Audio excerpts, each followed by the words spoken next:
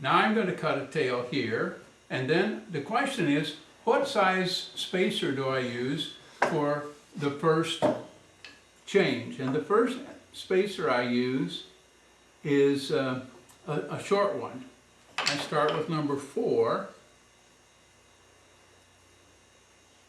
and that, you can see it there. That will give me the spacer, the space I want. So I'll insert them in reverse order this time and cut those.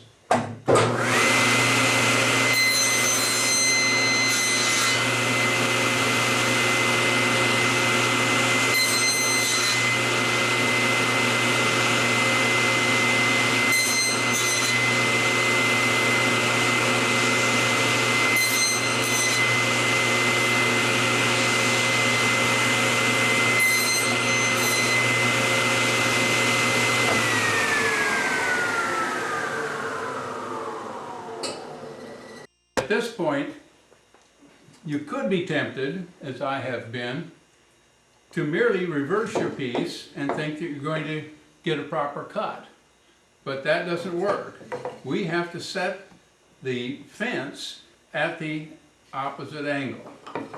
So we use the spacer, the gauge, to set this at the other angle.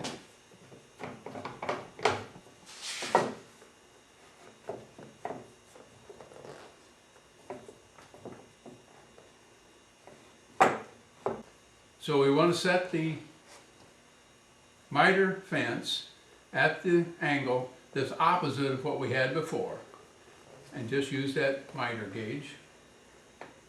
Now from the plan, you know that you want to make a cut across here, but you want to make a mark from your plan to indicate the index point.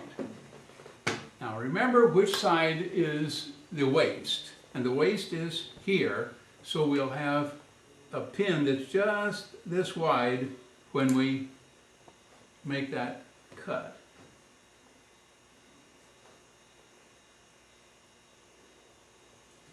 Now I set my stop block.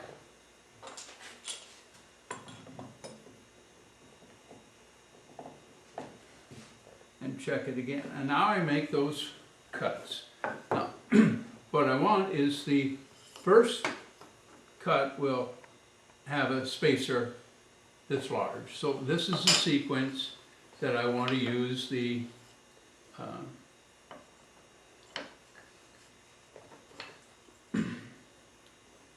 1, 2, 3, and 4 in that order now. And I'm ready to cut.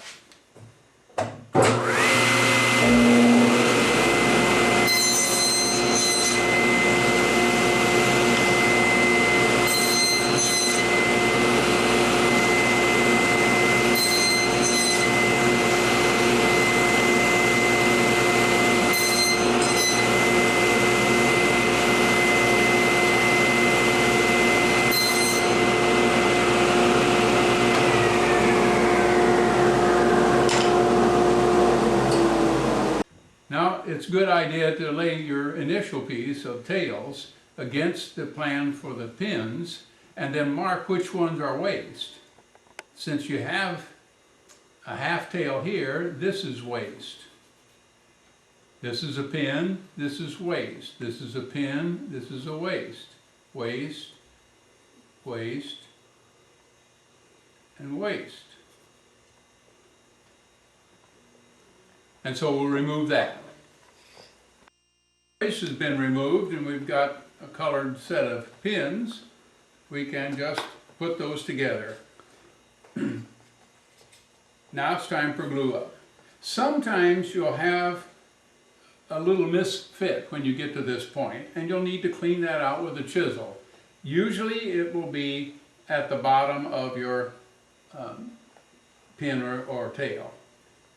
But you put that together, and then I think it's a good idea to use something that is rectangular to glue that up and make sure that it's just exactly on target. And glue that up and clamp it, and you have your dovetail. Now we've made just one corner of a box. But if you were making a drawer, you would cut the pins this way and then this way, and then you turn your piece over and do the same thing again and again.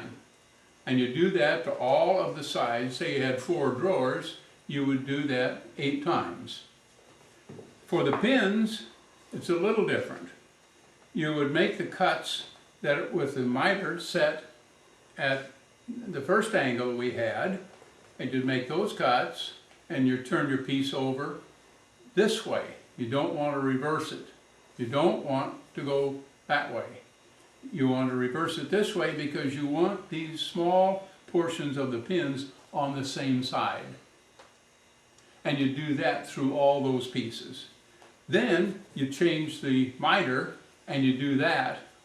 You cut the other side, the other shoulder of the pins on all the pieces. Not turning them over this way, but turning the pieces over in that fashion. And then you would have the fittings for a drawer.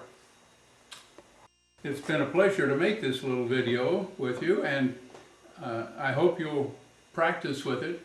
I suggest you practice several times before you use good wood, but it's a nice method to use for those of us with an inclination to do something close to handmade dovetails. This is done by the San Joaquin Fine Woodworkers Association. Good cutting to you.